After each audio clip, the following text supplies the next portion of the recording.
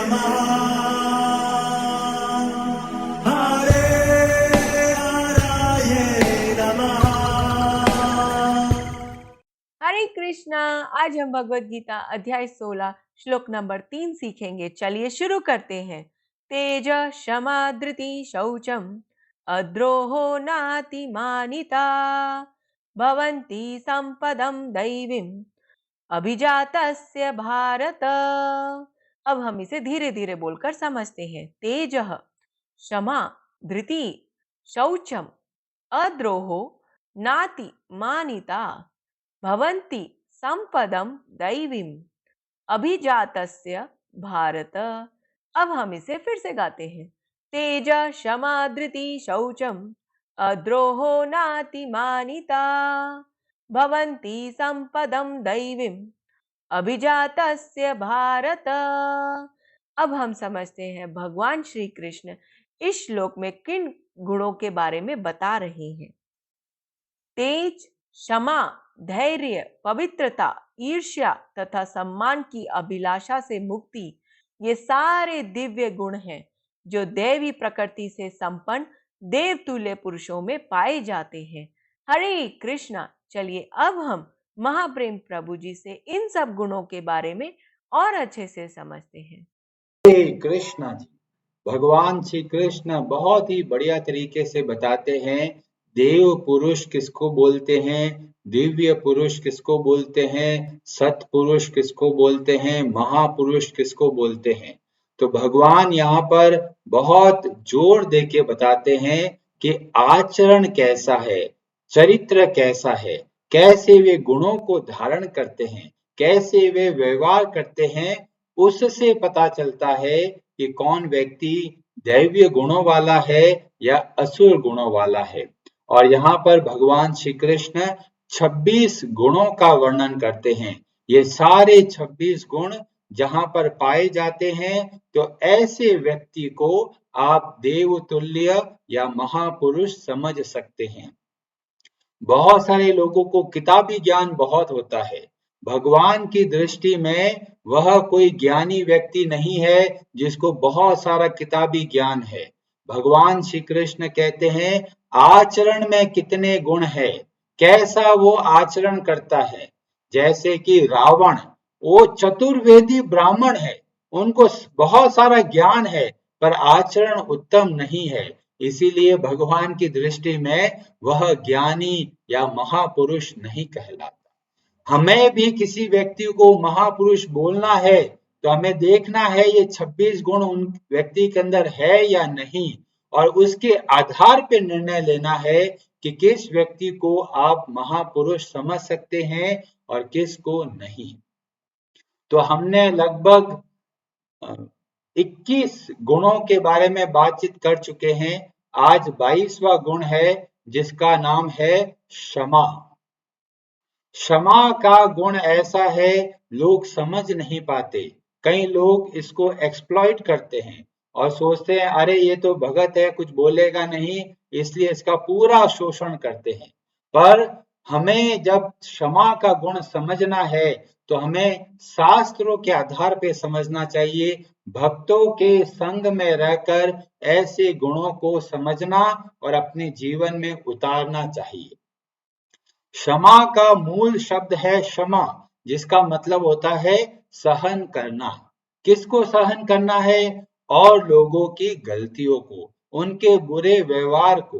क्यों? क्योंकि इस संसार में कोई भी परफेक्ट नहीं मिलेगा। हर व्यक्ति के अंदर कोई ना कोई कमी है, और हमको अगर परिवार में रहना है, समाज में रहना है, कम्युनिटी में रहना है, तो हमें मिलके रहने के लिए जो सबसे बड़ा काम है वह है क्षमा का गुण। क्योंकि कई बार लोगों से गलतियां हो जाती है, अगर हम उन गलतियों को पकड़ लेंगे तो हम कभी भी अच्छा व्यवहार नहीं रख पाएंगे। इसीलिए क्षमा का गुण हमें अपनाना चाहिए। खासकर परिवार में बच्चे लोगों से बार बार गलतियां होती रहती है, तो माता पिता को चाहिए कि भाई बच्चों की गलती हो रही है तो उनको क्षमा करना। पर अभी एक और प्रश्न आ जाएगा, अरे कितनी बार क्षमा करेंगे? तो शास्त्रों के हिसाब से चलते हैं तो हमें पता चलता है शुरू के कुछ गलतियों को आप क्षमा कीजिए, फिर भी वो गलती करता रहता है, फिर थोड़ा थोड़ा दंड का प्रावधान रखिए, क्योंकि कई बार लोग बातों से नहीं सीखते। तो जहां पर आवश्यकता है वहां पर क्रोध दिखा सकते हैं, पर उद्देश्य क्या है? उद्देश्य दूसरों की भलाई के लिए। करुणा का भाव है कि अगर ये व्यक्ति बार बार गलती करता रहेगा तो वो खुद अपने आप को कष्ट ज्यादा पाएगा। इसीलिए हम इतने सारे उदाहरण देखते हैं कि कब क्षमा करना है, कब क्षमा नहीं करना है, कब दंड देना है, कितना दंड देना है। ये ऐसा गुण है जो हमको समझना है, और हम लोग ऐसे किताबी ज्ञान से नहीं समझ पाएंगे। नहीं तो क्या होगा, जहां पर क्षमा नहीं करना है वहां पर क्षमा कर देते हैं, और जहां पर क्षमा करने की आवश्यकता है वहां क्षमा नहीं करते। तो ये एक ट्रेनिंग पीरियड है। पहले हमें पता करना है कि कौन सा गुण हमारे अंदर कमी है और कैसे इन गुणों को अपने जीवन में उतारेंगे। तो जब कोई व्यक्ति गलती करता है तो हम देखते हैं कि बेचारा ये प्रयास कर रहा है सुधरने का, या फिर पहले की गलतियों को क्षमा किया जा सकता है, क्योंकि अगर आप क्षमा करते हैं तो उस व्यक्ति को बहुत प्रोत्साहन मिलता है, एनकरेजमेंट मिलता है, शायद अगली बार वो गलती ना करे। तो हमें बहुत ही डायनामिक वे में सोचना पड़ता है कि कब और कितना क्षमा करना है। तो ये बहुत जरूरी है क्षमा के गुण को अपनाना। जैसे कोई व्यक्ति आपका निरादर करता है, अपमान करता है, तो आपने उनको देखा कि बेचारा चलो गलती हो गई, माफ कर देते हैं, तो आपने बोला कोई बात नहीं और आपने सहन किया, तो ये क्षमा का गुण दिखा। पर वो बार बार आपको दुख तकलीफ पहुंचाता है, बार बार आपकी निंदा करता है, तब जरूरी है कि आप कुछ कठोर स्टेप उठाएं, वहां पर बैठकर वापस अच्छे से बात करें। भक्त का मतलब ये नहीं है कोई आके कुछ भी बोल के चला जाए।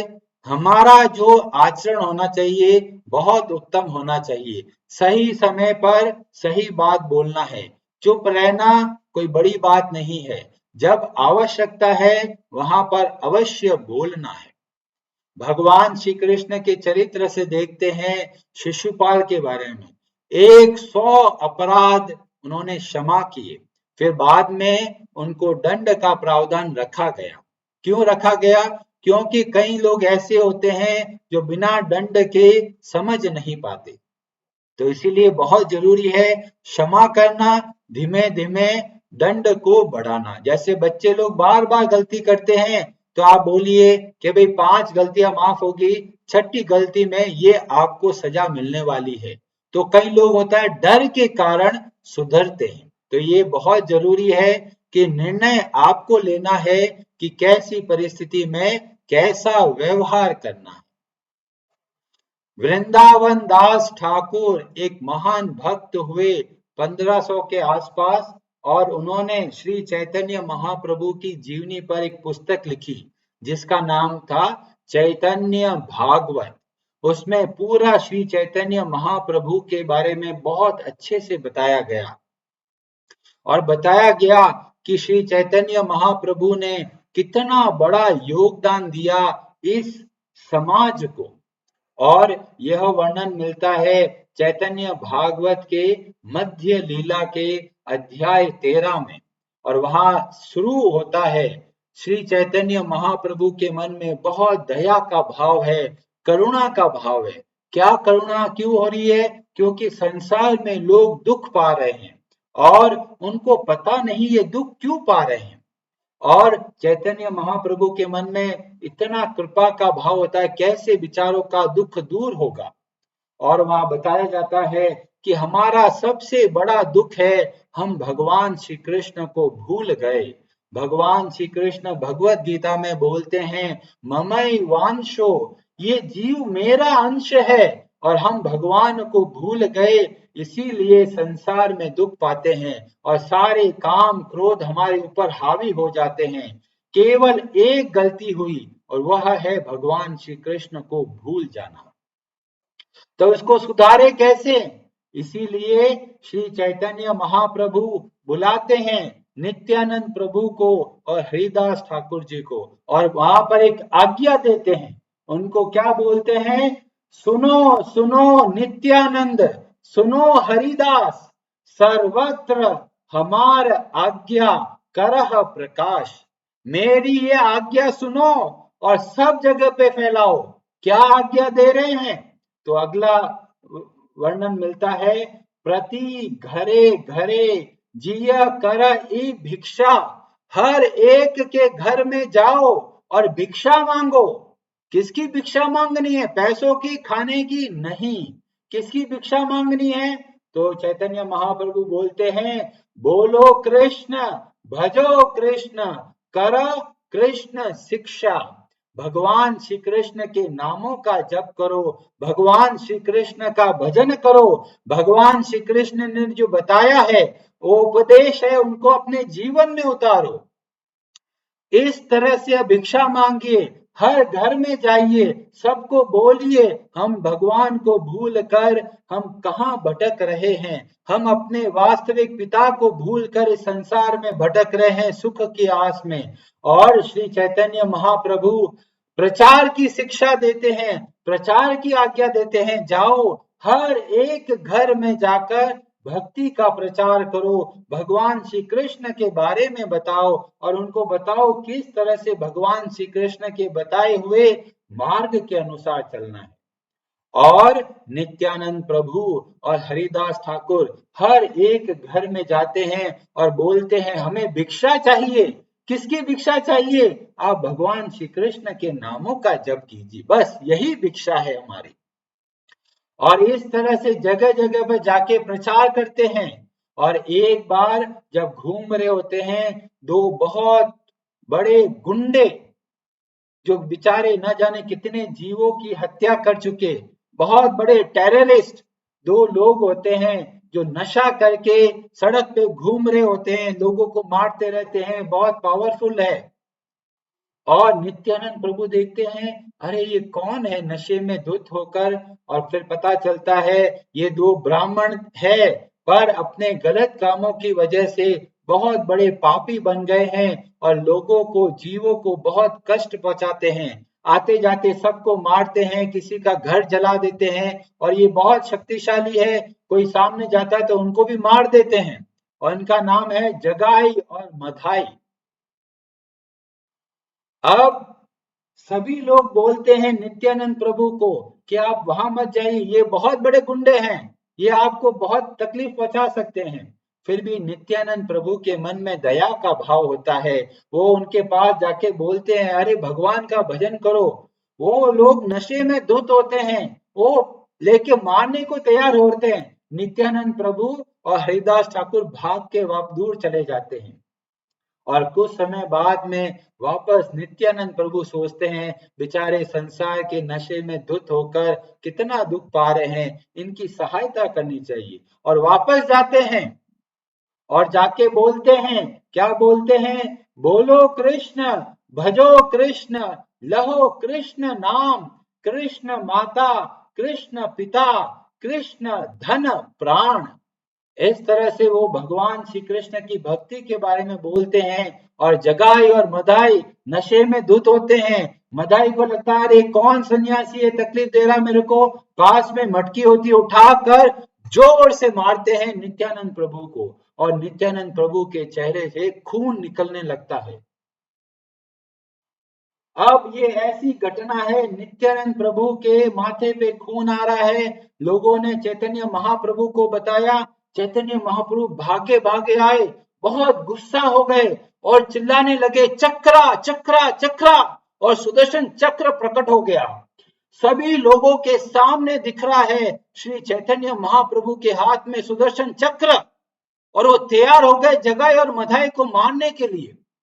और नित्यानंद प्रभु क्या करते हैं? हाथ जोड़कर चैतन्य महाप्रभु के चरणों में गिर जाते हैं और क्षमा याचना कर रहे हैं। किसके लिए क्षमा याचना कर रहे हैं? जगाई और मधाई के लिए। अरे जिन्होंने मारा उसी के लिए क्षमा मांग रहे हो। यह है करुणा का भाव जो नित्यानंद प्रभु में दिखता है। नित्यानंद प्रभु बोलते हैं अरे ये मधाई ने तो मुझे मारे थे, पर जगाई जो था उसने मेरे को बचाया है। जैसे ही सुनते हैं कि नित्यानंद प्रभु बोलते हैं कि भाई जगाई ने मुझे बचाया, तो चैतन्य महाप्रभु बोलते हैं ठीक है, मैं जगाई को क्षमा करता हूं पर मदाई को क्षमा नहीं करूंगा। मदाई बोलता है मुझे क्षमा कीजिए, चैतन्य महाप्रभु बोलते हैं मैं क्षमा नहीं करूंगा, अगर तुमको क्षमा चाहिए तो नित्यानंद प्रभु के पास जाओ। और नित्यानंद प्रभु के पास जैसे ही जाते हैं नित्यानंद प्रभु उनको तुरंत क्षमा कर देते हैं। और चैतन्य महाप्रभु बोलते हैं आज से मैं तुम दोनों को अपनाता हूं। और उसी समय से उन दोनों का जो इतने बड़े पापी दुराचारी गुंडे लोग हैं उनका जीवन में बहुत भारी परिवर्तन हो जाता है, बहुत बड़े भक्त बन जाते हैं। आप अगर मायापुर के उधर जाएंगे तो वहां पर उनकी समाधि मिलेगी, इतने अच्छे उत्तम भक्त बन गए। कैसे आरंभ हुआ? नित्यानंद प्रभु ने उनको क्षमा किया। तो क्षमा का गुण बहुत जरूरी है, पर हमें इस बात का ध्यान रखना है कि क्षमा क्या किस परिस्थिति में कैसे और कितना करना है। तो ये एक ऐसा गुण है, आप इसको अच्छे से समझिए, अपने जीवन में उतारिए, बहुत ही प्रैक्टिकली सोचिए कि ये क्षमा का गुण को हम कैसे अपने जीवन में उतार सकते हैं।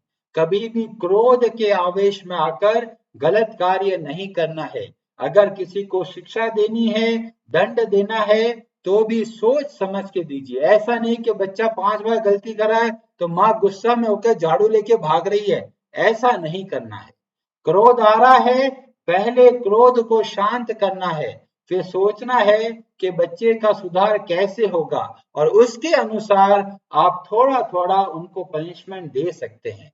पर पनिशमेंट का उद्देश्य मारना डांटना नहीं है, उद्देश्य क्या है? बच्चे के अंदर सुधार हो। तो क्षमा का गुण बहुत जरूरी है, पर साथ में इस बात का ध्यान रखें कहां पर क्षमा करना है, कहां पर दंड देना है। हरे कृष्ण जी, आप सबका बहुत बहुत धन्यवाद।